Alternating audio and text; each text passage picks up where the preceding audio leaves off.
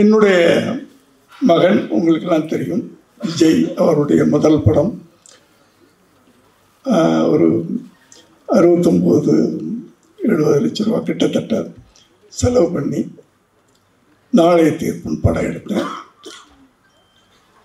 சரியாக போகலை, உங்கள் எல்லாருக்கும் தெரியும். எப்படி ஆனால் அவர் நடிகராக வந்துட்டார், அவரை நம்ம எப்படியோ ப்ரமோட் பண்ணணும். அதுக்கு என்ன பண்ணலான்னு யோசனை பண்ணப்போ, சரி ஒரு பெரிய நடிகரோடு நடிக்க வைப்பாங்க அப்படின்னு பிளான் பண்ணேன். ஆனால் எந்த பெரிய நடிகரும் ஒத்துக்கல. சரி ஒரு மாதிரி அதில் வேற அவ்வளோ போட்ட படமெல்லாம் போயிடுச்சு. நான் ஒரு டல்லாக அப்படியே இருக்கிறேன். என் மனைவி சொன்னாங்க, ஏங்க நீங்கள் விஜயகாந்த்கிட்ட கேட்கல அப்படின்னு. இல்லை அவர் கேட்டால் பண்ணிடுவார், ஆனால் எனக்கு என்னமோ டெலிகேட்டாக இருக்குது, இத்தனை படம் பண்ணிவிட்டு எப்படி போய் கேட்குறதுன்னு தெரியல அப்படின்னு சொன்னேன். இல்லை இல்லை நீங்கள் ஃபோன் பண்ணுங்க அவர்கிட்ட கேளுங்க அப்படின்னா. நான் ஃபோன் பண்ணுறேன். எப்போவுமே இப்போ நான் பேசுகிறேன்னா உடனே அவர் எல்லா டைரக்டர்ஸையும் ஒரே மாதிரி தான் பிஹேவ் பண்ணுவார். எல்லாத்துட்டையும் பெரிய பெரிய டைரக்டர் சின்ன டைரக்டர்லாம் கிடையாது.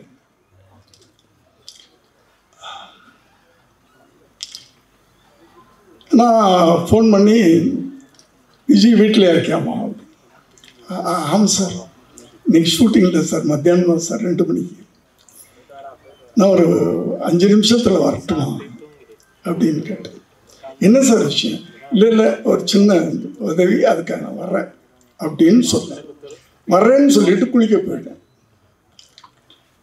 குளிச்சுட்டு நான் வெளியே வர்றேன், என் பெட்ரூமில் உட்காந்துருக்கேன்.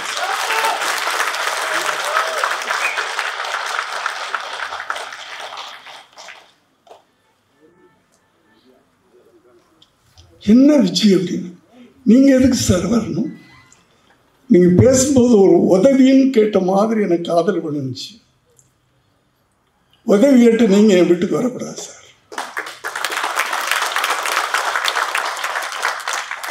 இதுதான் மனிதம்ன்றது, ஹியூமனிட்டி. என்ன சார் பண்ணணும், என்ன வேணும் கேட்டார். நான் எப்படி என் விஷயத்தில் தெரியுமில்ல விஜய், அந்த போன படம் அப்படி எடுத்தேன், இப்படி ஆயிடுச்சு. எனக்கு படத்தை பற்றிலாம் எனக்கு பெருசாக இல்லை. விஜய் என்னுடைய அவனை நான் எப்படியாவது கொண்டாடணும், அவரை நான் எப்படியாவது கொண்டாடணும். அதுக்கு இப்படி ஒரு ஐடியா இருக்குது எனக்கு. நான் ஒரு சின்னதாக ஒரு லைன் மைண்டில் வச்சேன். அது உங்களோட விஜய் நடித்தான், உங்களுக்கு தம்பியாக, அதுவும் விஜயகாந்துடைய தம்பி அப்படின்ற ஒரு கதாபாத்திரத்தில் அவர் நடித்தார்னா. ஏன்னா அப்போ விஜயகாந்த் பட்டி தொட்டிலாம் உள்ளுக்குள்ளே போயிருக்க அந்த காலகட்டங்கள். இப்போ நான் சொல்லிக்கிட்டே இருக்கிறேன். இப்போ நீங்கள் நடித்து எப்போ எப்போ எப்போ எப்போ எப்போ பிளான் பண்ணுறீங்க? நான் சொல்லி முடிக்கலை. எப்போ பிளான் பண்ணுறீங்க சார்? அது உங்களை பொறுத்த. உங்களுக்கு நான் என்னைக்காவது நான் டேட் சொல்லியிருக்கலாம். 18 படத்துலையும் அவர் எனக்கு டேட் சொல்ல மாட்டார், நான் தான் டேட் சொல்லுவேன். அடுத்தது அவருக்கு படம் பண்ணணுன்னா முதல்ல ராவுத்தரை பாருங்கன்னு சொல்லுவார். ராவுத்தர்கிட்ட கதை சொல்லுங்கன்னு சொல்லுவார். எல்லாருக்கும் தெரியும். ராவுத்தருக்கு பிடிச்சா தான் இவர்கிட்ட அனுப்புவார். நான் எந்த படமும் ராவுத்தர்கிட்ட போனது கிடையாது. அவரை அனுப்ப மாட்டார். எப்போ சார் பண்ண போகிறீங்க, டேட் சொல்லுங்க. அதே மாதிரி அன்னைக்கு கேட்டார், நீங்கள் எப்போ பிளான் பண்ணுறீங்க? இல்லை இப்போ தான் நான் பிளான் பண்ணிகிட்ருக்கேன், எழுதிக்கிட்டு இருக்கேன். அடுத்த மாதம் இல்லைன்னா அடுத்த மாதம், அடுத்த மாதமா அதுக்கு அடுத்த மாதமா? அவர் கேள்வி. இல்லை அடுத்த மாதம் எப்போ இருந்து? நம்ம ராவுத்தட்டை கேட்கணும், அங்கே கேட்கணும், இங்கே கேட்கணும், டைரியை பார்க்கணும், அதெல்லாம் இல்லை. எப்போ பிளான் பண்ணுறீங்க, என்ன டேட்? செப்டம்பர் 1ஆம் தேதியிலேருந்து ஒரு 15 நாள் அப்படின்னு சொன்னேன். வச்சுக்கோங்க சார், வச்சுக்கோங்க சார்.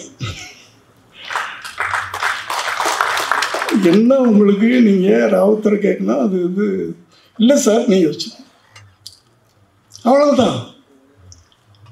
எனக்கு அதாவது ஒரு மனிதன்கிட்ட மனிதம் இருக்கும், இந்த அளவுக்கு இருக்குமா?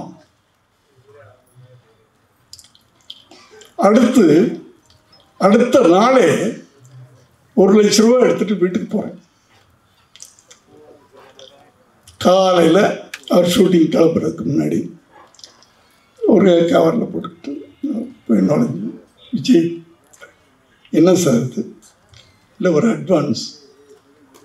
இந்த படம் நான் பணம் வாங்க மாட்டேன் சார், தயவு பண்ணி. நான் உங்களுக்கு உதவின்னு கேட்டீங்க, நான் படம் பண்ணுறேன், அவ்வளோதான். நீங்கள் எதுவுமே பேசக்கூடாது, நீங்கள் போங்க, அந்த டேட்டுக்கு நான் வருவேன். பொள்ளாச்சியில் ஷூட்டிங். அப்போல்லாம் பொள்ளாச்சி வந்து இன்னொரு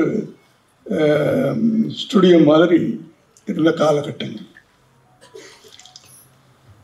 15 நாள்ன்றது இன்னும் 2 நாள் எக்ஸ்டெண்ட் ஆகுது. 17 நாள் ஷூட்டிங் முடிச்சுட்டு போயிட்டார். அதில் அந்த படத்தில் இன்னும் ஒரு பெரிய, நீங்கள்லாம் பார்த்துருக்க மாட்டீங்க இந்த ஜென்ரேஷன்லாம், செந்தூர பாண்டி. அதில் விஜயகாந்த் வந்து ஒரு பெரிய ஆக்ஷன் ஹீரோவாக உருவாயிட்டார். நான் பார்த்தீங்கன்னா ஜென்ரலாகவே எனக்கு வந்து இந்த தப்பு நடந்தால் கோபம் வரும்.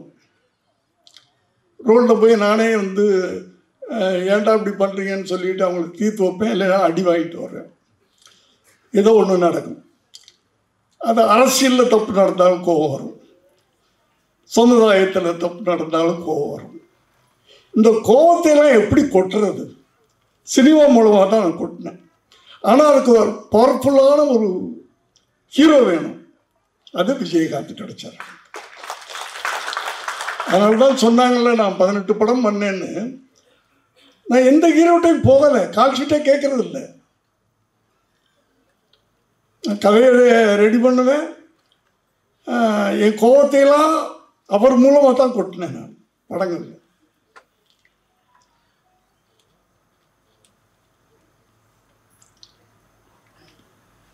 அப்படி நான் இப்படி அந்த செந்தூர பாண்டி படம் முடிஞ்சு டப்பு டப்பு டப்புன்னு வியாபாரம் ஆச்சு. எனக்கு ஒரு பெரிய லாபம் வந்துச்சு. அப்பவும் நான் போய் கேட்குறேன், விஜய் எனக்கு இவ்வளவு ப்ராஃபிட் வந்திருக்கு, நான் உங்களுக்கு ஏதாவது கொடுக்கணும் அப்படின்னு கேட்டேன். இல்லை சார், நான் வாங்க மாட்டேன், பணம் வாங்க மாட்டேன்னு சொல்லிட்டேன்னா வாங்க மாட்டேன் அப்படின்ட்டார். எனக்கு உறுத்தலாக இருந்துச்சு. என்னடா அவரை வச்சு ஒரு படம் பண்ணி இவ்வளவு நம்ம பணம் சம்பாதிச்சிருக்கிறோம், வாங்க மாட்டேன்னு சொல்கிறாரு, என்ன பண்ணலாம் அப்படின்னு யோசனை பண்ணிகிட்டு இருக்கும்போது அவர் வீட்டுக்கு பக்கத்து லேண்டு என் லேண்டு. இதை ரொம்ப நாளாக கேட்டுக்கிட்டு இருந்தார். அவர் இல்லை, அவர்கிட்ட இருக்கிறவங்களாம், சார் எங்கள் கொடுத்தா நாங்கள் எக்ஸ்டெண்ட் பண்ணிக்கிறோம் சார் அப்படின்னு கேட்டுக்கிட்டு இருக்காங்க. ஏப்பா, விஜய் வீட்டு பக்கத்தில் நான் இருக்கக்கூடாதுப்பா, நான் இங்கே வீடு கட்டலான்னு நினச்சிக்கிட்டு இருக்கேன், கொடுக்க மாட்டேன்னு சொல்லிக்கிட்டு இருக்கேன். ஆனால் இப்போ என்ன பண்ணேன்னா, அவர் பணம் வாங்க மாட்டேன்னு சொல்லிட்டாரா, நான் நேராக ரிஜிஸ்டர் ஆஃபீஸ், அப்போல்லாம் வந்து விற்கிறவங்க மட்டும் ரிஜிஸ்டர் ஆஃபீஸ் போனால் போதும், வாங்குறவங்க போக வேண்டிய தேவையில்லை. அவர் பேரில் ரிஜிஸ்டர் பண்ணி பத்திரத்தை கொண்டு போய் கொடுத்துட்டேன்.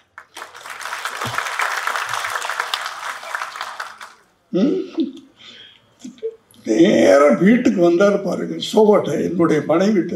என்னம்மா என்னை கேவலப்படுத்திட்டார் அவர். சார், நான் உதவின்னு கேட்டால் நான் உதவி பண்ணிட்டேன், அதுக்கு போய் நான் பணம் வாங்கக்கூடாதுன்னு தான் நினச்சேன். நானும் சொன்னேன், பணம் கொடுக்கலையே, நான் பணமாக கொடுக்கலையே, அவனுக்கு பணம் கொடுத்தா தானே. இப்படி ஒரு அது நட்புலாம் கிடையாது. எனக்கு அவர் ஃப்ரெண்ட்ஸுன்னு சொல்லிக்க முடியாது. அதையும் தாண்டின ஒரு உறவு எங்களுக்கு. அவர் இருந்த வரைக்கும் அவர் மனசில் எனக்கு ஒரு தனி இடம் இருந்துச்சு. ஒரு தனி இடம். அப்படியாப்பட்டவரை நான்லாம் ஷூட்டிங்கில் எப்படி இருப்போம்னா சொன்னாங்களே யாரோ செல்வமணி சார் பேசும்போது, அவர் டைரக்டர் நடிகர் சார், டைரக்டர் நடிகர், அதே நேரத்தில் ப்ரொடியூசரும் லாபம். அவர் ப்ரொடியூசர்லாம் லாபம் வரும். 2 பேரையும் மைண்டில் வச்சுக்கிறார். அவர் படங்களுக்கு ப்ரொடக்ஷன் மேனேஜர் தேவையில்லை, அவர் தான் கரெக்டாக வருவார். அவரே கமெண்ட் பண்ணுவார், அவரே மற்றவங்களை வேலை வாங்குவார். ஒரு நாள் ஏதோ ஒரு படம் என்னுடைய ஷூட்டிங்கு, ஃபைட் சீனில் நான் சிச்சுவேஷன் சொல்லிவிட்டு, அது நைட் எஃபெக்டில் நான் இருக்க மாட்டேன். எப்போவுமே நைட் ஷூட்டிங்கில் ஃபைட்லேயே இருக்க மாட்டேன். ஃபைட் மாஸ்டர்கிட்ட சிச்சுவேஷன் சொல்லிவிட்டு, விஜய் நீ பார்த்துக்குமா அப்படின்னா, ஃபைட்டு அவருக்கு தான் தெரியுமே, அவர் பார்த்துக்குருவார். அவர் நான் 2 நாள் தான், 2 கால் ஷீட். நீங்கள் ஃபைட்டை பிடிக்கணும். 2வது நாள் சாயந்தரம் 6 மணிக்கு வருவேன், அந்த எண்டு சீனை நான் எடுப்பேன் அப்படின்னு சொல்லி அந்த 2வது சீனை எல்லாத்தையும் எடுத்துட்டு, அந்த ஃபைட்டு முடியும் போது காலையில் 6 மணி, காலையில் 6 மணிக்கு ஃபைட்டு முடிக்கிறாங்க. ஏன்னா 2 நாளில் முடிக்கணும்னு சொல்லிவிட்டு 2வது நாள் கொஞ்சம் ஜாஸ்தியாகுது, சாருக்கு தெரியாமல் நைட் ஃபுல்லாக போகலாம் அப்படின்றாங்க. ஆனால் எனக்கு ஃபோன் வந்துக்கிட்டு இருக்கு, நைட்டு எக்ஸ்டெண்ட் பண்ணுறாங்க. ஓகே சரி, 6 மணிக்கு போயிட்டார்ல, திருப்பி 9 மணிக்கு போய் தூங்குறதெல்லாம் கிடையாது. போகிறாரு, குளிக்கிறாரு, திருப்பி வந்துட்டார் ஷூட்டிங். அந்த அளவுக்கு ஒரு அது ஒழுங்க, டிசிப்ளின், பக்தி, மரியாதை எல்லாம் ஒன்று சேர்ந்த ஒரு மனிதன். அதாவது எல்லாரும் நம்ம பிறக்கிறோம், படிக்கிறோம், வேலைக்கு போகிறோம், கல்யாணம் பண்ணிக்கிறோம், குழந்தை குட்டி, ஒரு நாளைக்கு போயிடுறோம், அவ்வளோதான்.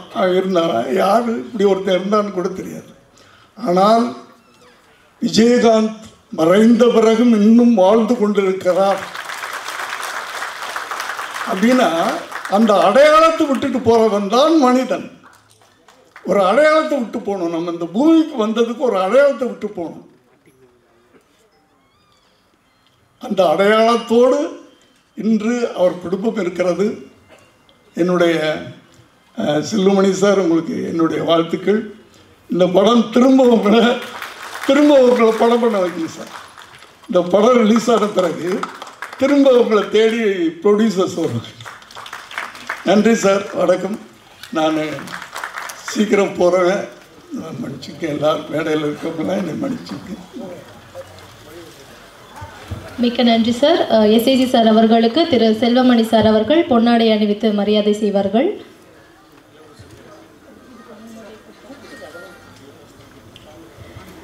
பெப்சி செயலாளர் திரு சுவாமிநாதன் சார் அவர்களை மேடைக்கு வருமாறு அழைக்கிறோம். பெப்சி பொருளாளர் திரு செந்தில்குமார் அவர்களை மேடைக்கு வருமாறு அழைக்கிறோம்.